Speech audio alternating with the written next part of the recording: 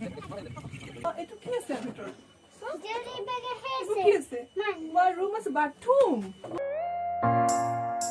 নমস্কাৰ সকলোকে, আকৌ এবাৰ স্বাগতম জনাইছোঁ মিতালীজ ব্লগলৈ। আজি আকৌ এটা ট্ৰেভেল ব্লগ লৈ আহিছোঁ আপোনালোকৰ মাজলৈ। আৰু আমি বৰ্তমান আছোঁ এতিয়া গুৰেশ্বৰ নাওকাটা, যিটো মোৰ চচুৰাল হয়, মোৰ মানুহজনৰ ঘৰ। আৰু তাৰ পৰা আমি এতিয়া যাত্ৰা আৰম্ভ কৰিছোঁ নাওকাটাৰ পৰা, নাওকাটা গুৰেশ্বৰ। আৰু ইয়াৰ পৰা আমি যিটো জেগাত গৈ আছোঁ, যিটো আমাৰ ডিমাকুচি বুলি কয়, তালৈ আপোনাৰ 35 কিলোমিটাৰমান হয়। আৰু এই জেগাটোৰ কথা মই বহুত পঢ়িছোঁ। তাত এটা ট্ৰী হাউচ আছে। আমাৰ এই যাত্ৰাটোত আমাৰ লগত আছে মোৰ ভতিজা ছোৱালী, সৰু দেৱৰৰ ছোৱালী এজনী, আৰু বাবু ইফালে দেখিছে, আৰু আগত আছে মোৰ মাজু দেৱৰ আৰু মানুহজন। এই ধুনীয়া ধুনীয়া চাহ বাগানৰ গছৰ মাজেদি এটা ৰাস্তা গৈছে। ৰাস্তাটো বহুতেই ধুনীয়া, আপোনালোকে আহিলে গম পাব। আৰু এই জেগাটো বাইহাটা চাৰিআলিৰ পৰা বেছি দূৰ নহয়, অলমষ্ট আপোনালোকৰ 70 কিলোমিটাৰমান হ'ব, বেছি নহয়। আপোনালোকে ধুনীয়াকৈ আহিব পাৰে, ইমান ধুনীয়া ৰাস্তাটো আপোনালোকে নাপাব বেলেগ জেগাত। চ' ইয়াতে আমি অকণমান গাড়ীখন ৰখাই পেলাই শুক্লাই নদীখনৰ ওপৰত এখন দলং আছে, তাতে আমি অলপ ফটো ছেশ্যন কৰিলোঁ, কাৰণ ইমান ধুনীয়া জেগা আৰু ক'ত বিচাৰি পাম। কাষতে আছে এটা ধুনীয়া পাহাৰ, ভূটান পাহাৰ, আৰু ফালে বালি শিল, তাৰ মাজতে দলংখন বৰ ধুনীয়া লাগিছে আমাৰ। আৰু এইফালে মই পজ দি কেইখনমান ফটো তাত ক্লিক কৰিলোঁ, আৰু দেৱৰটোও ক্লিক কৰিলে কেইখনমান।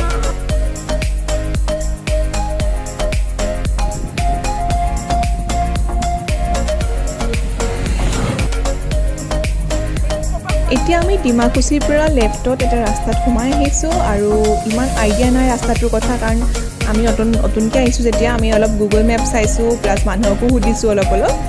আৰু আমি এতিয়া গৈ আছোঁ টেনজিং বৰছা ইক' ফ্ৰেণ্ডলি টুৰিজিম, তাত এটা ট্ৰী হাউচ আছে।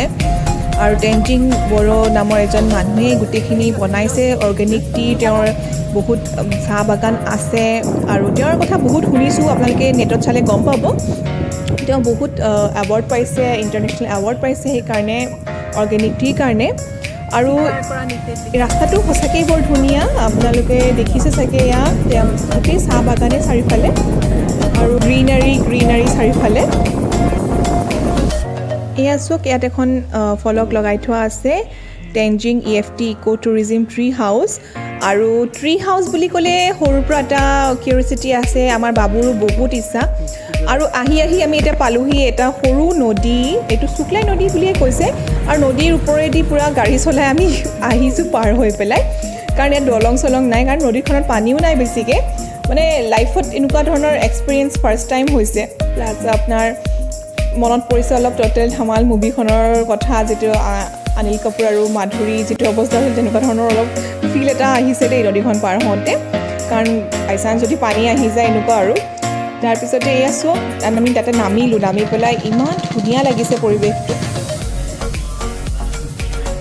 আগবাঢ়িছে এই সৰু ৰাস্তা এটাৰ মাজেদি, আৰু কাষেদি দেখিছে চাংঘৰ নিচিনা ঘৰবোৰ আছে, কাৰণ ইয়াত এলিফেণ্ট ফ্ৰেণ্ডলি বুলি কৈছে, যেতিয়া হাতী থাকিবই, হাতী থকাৰ কাৰণে চাগে এনেকুৱা ঘৰ বনায় মোৰ মতে।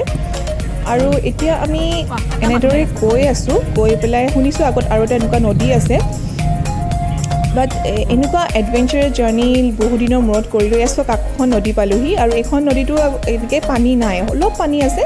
আৰু মই গাড়ীৰ পৰা এনেকৈ নামি পেলাই জেগাটো চাইছোঁ, আৰু ধুনীয়া জেগা, গাড়ীৰ পৰা ননমাকৈ আপোনালোকে নোৱাৰিব, সঁচাকৈ ধুনীয়া।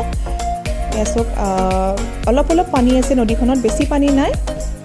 মাজে মাজে পানী আহে চাগে, মোৰ এনেকুৱা ফিল হৈছে, কিন্তু কাকো সুধিবলৈও এইখিনি মই মানুহ দেখা নাই। এই নদীৰ মাজে মাজে আকৌ আমাৰ গাড়ীখন আগবাঢ়িছে।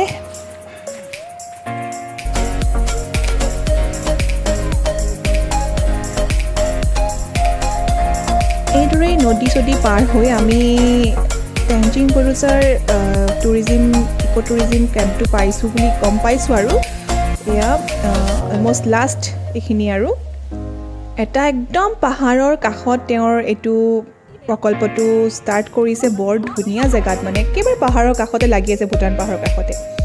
এয়া চাওক, আমি গাড়ীখন ৰাখি পেলাই আগবাঢ়ি গৈছোঁ।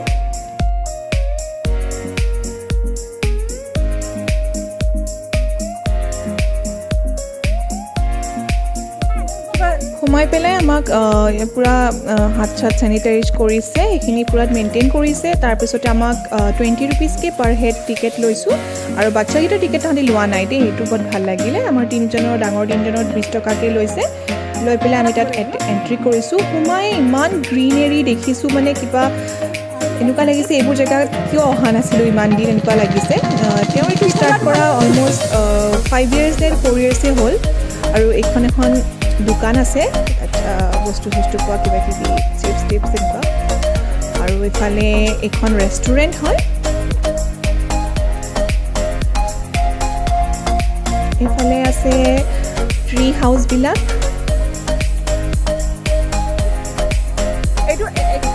কি ধুনীয়া এটা ট্ৰি হাউচ আমি সোমায়েই দেখিছোঁ। আৰু কি ক'ম আৰু, মানে এজোপা গছৰ ওপৰত ইমান ধুনীয়াকৈ ইমান সুন্দৰকৈ এটা ট্ৰি হাউচ বনোৱা কথা, মানে কেনেকৈ ভাবিলে কি কৰিলে নাজানো আৰু, মানে তামাম এক্সাইটেড আমি আৰু দেখি পেলাই। কাৰণ এইবোৰ টিভিত দেখিছিলোঁ, tree house resort, tree house কিবা কিবি, বাট এনেকৈ মই ৰিয়েলত দেখা নাছিলোঁ। অসমত বিশেষকৈ নাই বুলিয়ে ভাবিছোঁ, মই নাই চাগে এনেকুৱা।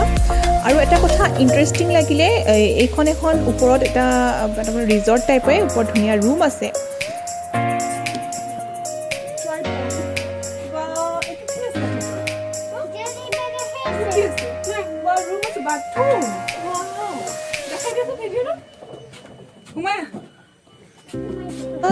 এজোপা গছৰ ওপৰত ইমান ধুনীয়াকৈ বাথৰুম বনাইছে। তাৰপিছতে আমি য'ত থিয় হৈ আছোঁ তাৰ ছাইডতে এটা ৰুম আছে, যিটো ৰুম আপোনালোকৰ টুৰিষ্টৰ কাৰণে ৰখা হয়। সেইটো ৰাতি ষ্টে' কৰিব পাৰে গছৰ ওপৰত আপোনালোকে, আৰু ধুনীয়াকৈ তাত বিচনা চিচনাও আছে, বাট এইটো লক আছে কাৰণে মই দেখাব নোৱাৰিলোঁ ৰুমটো।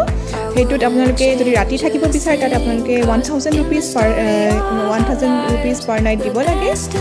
আৰু ট্ৰি হাউচ চাই আমি অলপ নামি আহিলোঁ, কাৰণ বহুত বস্তু চাবলগীয়া আছে এতিয়া।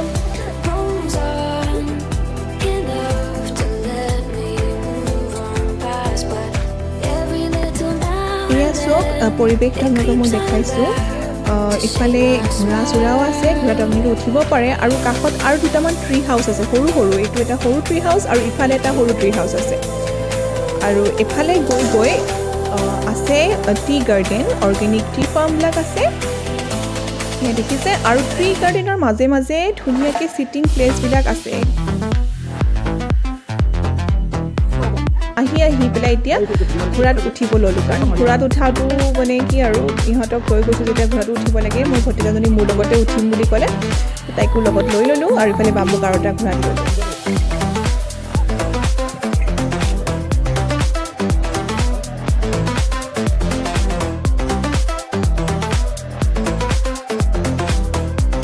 ঘোঁৰাত উঠি পেলাই মোৰ কিন্তু ইমান ভাল নালাগিল, কাৰণ মই দুটা উঠিছোঁ কাৰণে মই বহুত আনকমফৰ্টেবল ফিল কৰিলোঁ। বাট বাবুৱে বহুত এনজয় কৰিলে, কাৰণ ছিংগলকৈ বহিবলৈ হ'লে বেছি ভাল আছিল চাগে, নাজানো আৰু। কিন্তু মই বহুত আনকমফৰ্টেবল ফিল কৰিলোঁ, মই সেইকাৰণে সোনকালে নামি আহিলোঁ। আমাক মাত্ৰ 50 rupeesতে আমাক হৈ গ'ল আমাৰ দুইটাৰ। আৰু ভালে আমাৰ এখেতো উঠিলে, এখেতে তামাম ভাল পাইছে উঠি পেলাই। আৰু যদি ঘোঁৰাত উঠা দুটা ৰেট আছে, আপোনালোকে যদি অকণ দূৰলৈকে যাব বিচাৰে তেতিয়াহ'লে 100 rupees আপোনাৰ পাৰ হেড লয়, আৰু যদি আপোনালোকে ওচৰৰ পৰা ঘূৰি আহে তেতিয়াহ'লে 50 rupees পাৰ হেড লয়। এওঁ অকণ দূৰলৈ গ'ল, কাৰণ সেই চাহ বাগানৰ মাজে মাজে এইফালে এটা আপ আছে, আপটোৰ ইফালে এটা ডাঙৰ তাহাঁতৰ প্ৰজেক্ট চলি আছে। প্ৰজেক্টটোত ডাঙৰ ডাঙৰ কিবা পাৰ্ক চাৰ্ক বনাইছে, এইবোৰ দেখাইগৈ গৈ পেলাই। ইফালে মই নামি আহি পেলাই এতিয়া চাহ বাগানৰ মাজে মাজে অলপ ৱাক কৰিলোঁ। ইমান ধুনীয়া পৰিৱেশ, আৰু তাৰ মাজে মাজে আছে ধুনীয়া ধুনীয়া বেঞ্চ পাৰি থোৱা আছে, মানুহবিলাকে তাত বহিছে, খাইছে কিবা কিবি এচো।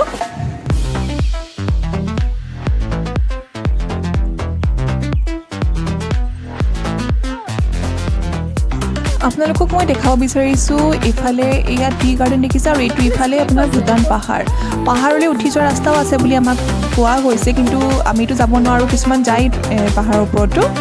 আৰু প্লাছ ইফালে আপোনাৰ চাহ বাগানৰ মাজে মাজে এটা আপ আছে, ইফালে ষ্টেপ বনাই থোৱা আছে, আমি তাত উঠিব পাৰি।